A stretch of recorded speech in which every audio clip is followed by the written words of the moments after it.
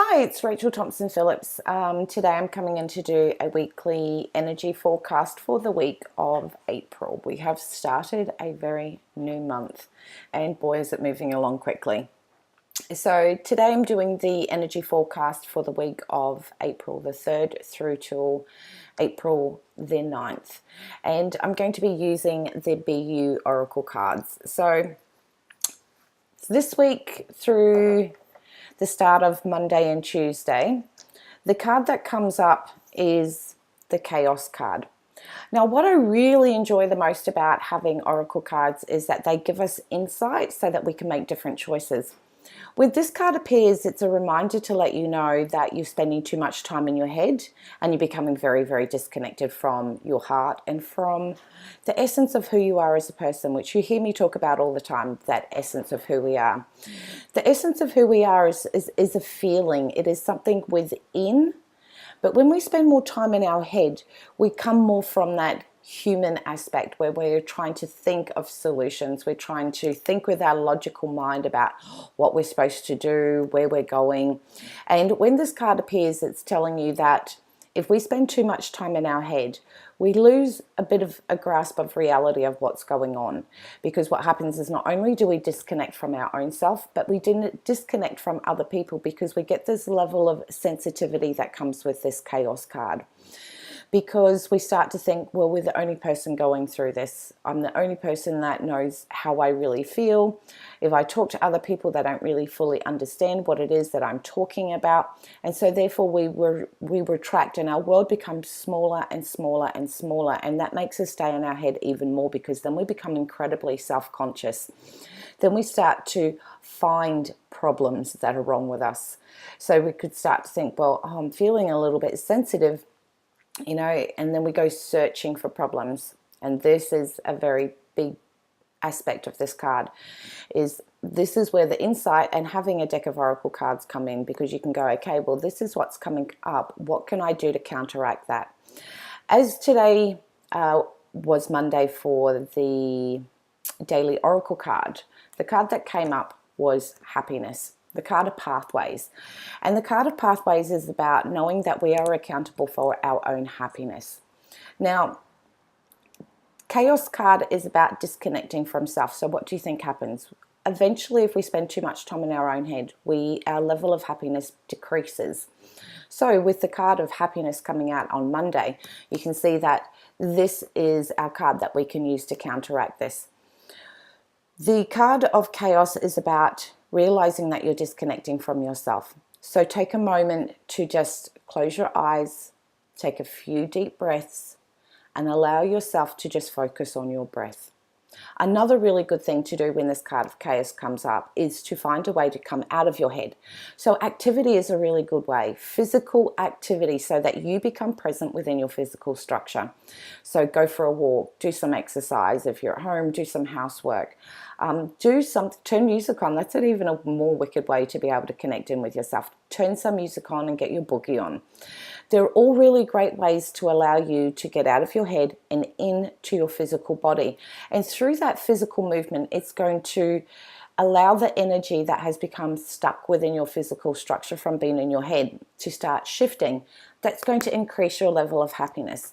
So with this card of pathways, the reason it's called pathways, you're probably wondering why, is because each one of these little round circles are dials and they are compasses. So all we need to do is listen to that intuitive guidance. Now, you would have been receiving it in lots of different ways. All of a sudden, you might be starting to think, well, I might need to go back to yoga, or I may want to start walking again, or maybe I want to spring clean the house.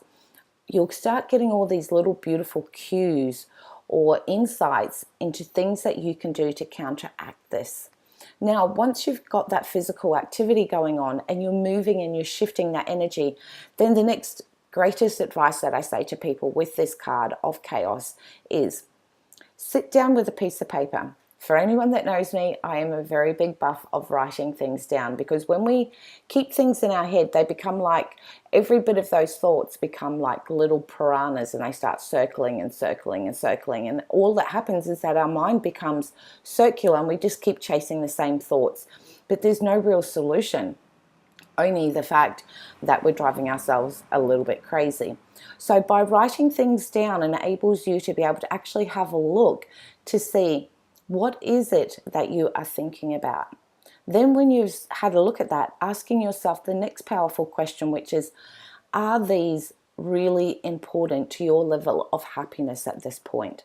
Or are they just noise that's keeping your mind busy and distracted from the real journey that you're going on? Because you see, the human mind has a beautiful way of being able to see that you're making this new evolution and growth, you're making this new progression, you're moving along this beautiful new journey, and you're seeing really great signs that you're making improvements and things are starting to fall into place. Then what happens is that a part of the human mind comes in and goes, okay, I know how to disrupt this. And it brings in this chaotic thinking, because after a little while, this starts to eat away at your self-esteem, and you start to think that maybe the path that you're going on is not right. Maybe everything isn't falling into place that you would like it. And so you start to take one simple idea and you break it down into multiple pieces, and now you become consumed by multiple things. What do you think that that does? You lose that filtration to be able to see the main one focus. Now, your happiness is the most important focus. So by writing things down, you can start going through your list and going, that's not relevant, that's not important, maybe that's not even real. Maybe it was just a thought or a suggestion that was put into your head. How do you actually feel about it? Not how do you think about it, because you've already spent enough time thinking about it, but how do you actually feel about what you've written down? You might find some of the things you've written down, when you actually go in and see how you feel about it, is very, very different than how you're thinking about it. So therefore you can go in and cross that off your list, sorry. So by then collating and having things down, then put them in a priority as to what is the most important thing. This way it brings your mind from being chaotic and all over the place, and it brings it back to focus, because this is how we want to counteract it. We want to draw our focus to doing one thing at one time.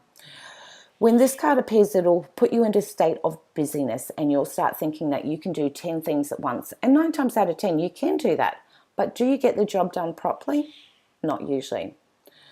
Do you then find that you might come back and emotionally beat yourself up because you think, if I'd spent a little bit more time, I could have created something better? And it's not about that perfection.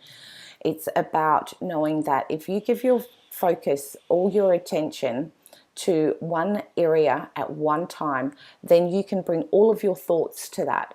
Complete the job, tick it off your list, move on to the next job, and you'll find you will get through all of your to-do lists feeling really good about yourself, because you will have completed them knowing that you've brought all of your attention to your whatever that activity that you're doing at this time. That's going to help build up your self-esteem, because you're going to feel better about yourself knowing that you've completed something and done it to the best of your ability.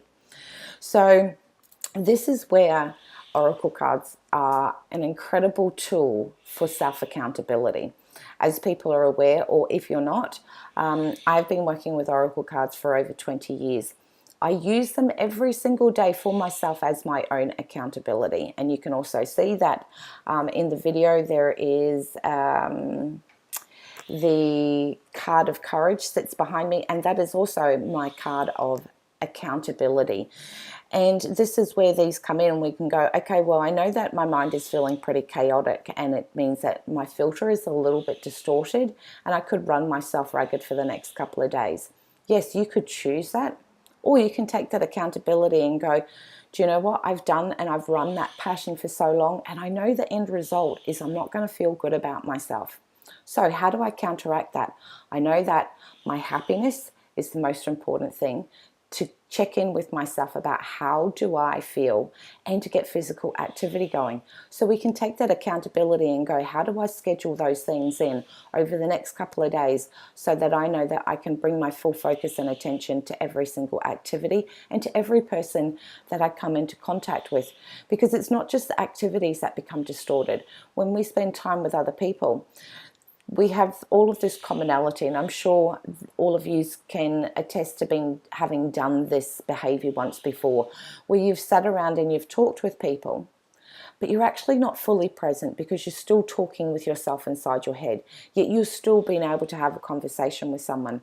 Now, we'd like to think that that's a really good trait that we have, but what we're actually doing is we're denying ourselves that to be fully engaged in that present moment, giving our full attention to that person because you're wanting that person to give your full attention to you. So don't you think it's something that should be reciprocated?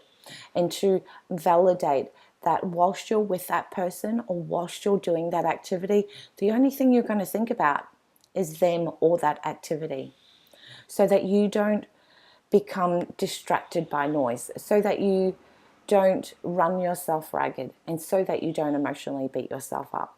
So they're very, very great tools to be able to help you through Monday and Tuesday. Then what's going to happen through Wednesday through till Friday is the card of playfulness. Now, the card of playfulness is about being able to recognize that even as adults, we have all of these expectations that we must meet all the time. I must cook, clean, do the dishes, go to work, see my friends, do my emails, check social media, all of these things. And what that does is that keeps us in a space of not allowing ourselves that playful energy. If you go and watch children sitting in the not sitting in the play area, playing in a playground, you can see them. They're frolicking, they're running, they're jumping, they're laughing. Some of them end up crying because they've pushed the boundaries a little bit too far. But what you're actually finding is that they're exploring themselves on so many different levels. While they're running around and jumping up and climbing over all of those activities, they're exploring their physical structure on how far and what their body can do. They are being present in the fun and being around outside in the beautiful fresh air, and they're present. They are enjoying that moment of being present. That's why it's a gift, because the gift is being present. Now, as adults, we need to give ourselves that same space of knowing that it's perfectly fine in order for us to function at a really well balanced and harmonized adult. We still need to have this playfulness and that zest for life that occurs with young children. Remember, we're like little versions of little kids, but in adult bodies with bigger responsibilities. So we want to connect into this part where we just get in and have some fun. Maybe it's time to go and grab a few girlfriends, go out for dinner and have a few wines and laugh your head off, reminisce over old stories. It might be time to go and try an activity that you've never done before and drop any expectation and just allow yourself that space to enjoy just being present. Whatever it is that you deem as playfulness, and don't worry, there'll be some intuitive little insights that drop into your mind over Monday, Tuesday as ways to be able to go in and explore this playfulness. Sometimes it can just be, watching some YouTube videos that crack you right up.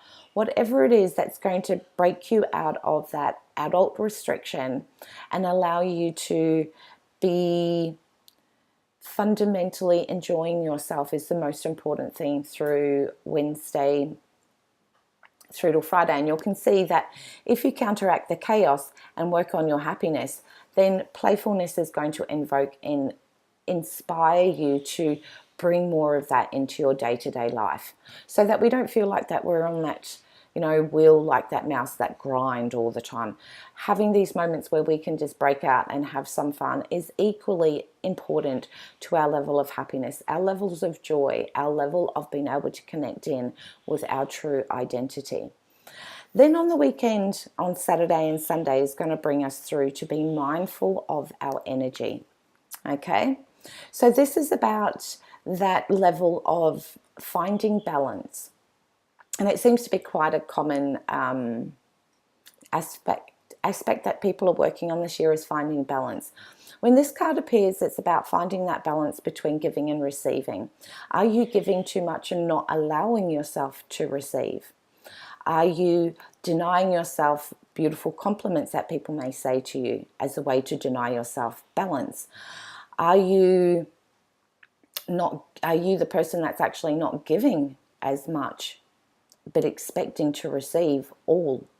So it's about going in and checking in, where are you distributing your energy, and checking in to see if there is a beautiful balance, because that's so important. And it's also important between our balance between fun and our adult world of responsibility. So making sure that we give equal energy to making sure that we keep this level of fun and happiness going, so that we can stay closer connected with ourselves. A lot of the times when this card appears, I find that there's a lot of people that are distributing their energy and doing things because they feel they need to, because there's a level of expectation. They may be that go-to person for someone all the time. They're that yes person, yes, yes, yes to everyone else, and denying themselves of what is really important for them. Our energy is one of the most vital things that we have permission to be able to give and to share in any way in which that we choose to. But it's equally important to make sure that our scales of giving and receiving is equally of in balance, so that we can continue to give but know that there's an equal balance. So when this card appears, it's my biggest suggestion is to go in and check, are you allowing yourself to receive? Is number one. And if the question comes up, yes, then that's awesome. But if your question comes up and the answer is no, I don't allow myself to receive, then maybe it's time to start bringing in some really cool affirmations like, I am open to receiving. I allow myself to receive greatness in every opportunity that's around me. Come up with a very, very powerful statement that you can start pre-programming into your mind to start shifting that perception and start having that equal balance. Because you know what? People can only treat us a certain way if we give them permission to. So if there is an imbalance, we're allowing that, coming back to that accountability. So it's about finding that balance between giving yourself permission to receive. There's a part of the human condition is we've been designed to think we need to serve, we need to serve, we need to be of service to everyone all the time. And that is incredibly beautiful. But if the level of service is all about taking out, do you think your cup's going to fill up? No. And there's always that beautiful saying, we cannot continue to give if our cup is empty. And if all you're doing is only filling up your cup and then it's getting depleted quickly, what do you reckon is going to happen to you on an emotional level? You will start to go on this emotional roller coaster of, loving people, loving life, then next minute feeling resentment. And so how we want to counteract that is we want to become aware of some of our actions and behaviors, and maybe even our thoughts that could be contributing to that lack of energy, so that we know that our cup is filled for ourselves and that we give from the overflow. So then we are always continually feeling good about ourselves, and we have the energy to be able to continue to help people. But it's also wise to just go in and check to just see that where you're spending and giving your energy, not only is it about asking yourself if you're receiving, but sometimes we need to go in and say, maybe I need to pull my energy back a little bit because I feel that the level of giving and receiving is a bit out of balance. Because if you're the only person that's giving, if you were to just stop, what do you think happens to that relationship? Does it make that person come forward? Does it make them step up? No. What you can do is you can actually create like little emotional monsters, I like to call them, because they get so used to being able to come and get something from you that they haven't actually learned that they also need to give. By you taking that opportunity to just step back a little bit, it gives them permission to make that decision. Are they going to step up? And maybe they need to give something. So they're all really exciting things to become aware of this week. So remembering that the overall cue for this is your level of happiness, and knowing that your level of happiness is your priority. It's your responsibility and you're accountable for that. So that means that you get to decide whether something is invoking and bringing through that beautiful level of happiness. And if not, go in and change it. Because the great thing that our mind and as humans that we can do is we have choices. We have choices that we can continue going along a pathway that may not be generating as much happiness, or we can make that decision to go, I know what that pathway and where that leads me to, and I would like to change that. So how would I like to go and explore that? So bring in this playfulness, and then, be mindful of your energy. Maybe you might find at the end of the week that this new playfulness, this new area of happiness that you're so used to, maybe that's where you need to direct your energy into areas that are going to bring in more levels of happiness, and take that from areas that are making you feel unhappy. Again, because you have a choice. So I wish everyone an amazing and wicked week coming up, and know that you have all of the resources within you to be able to achieve greatness. So have a wonderful week. Much love to you all, and I will see you next week.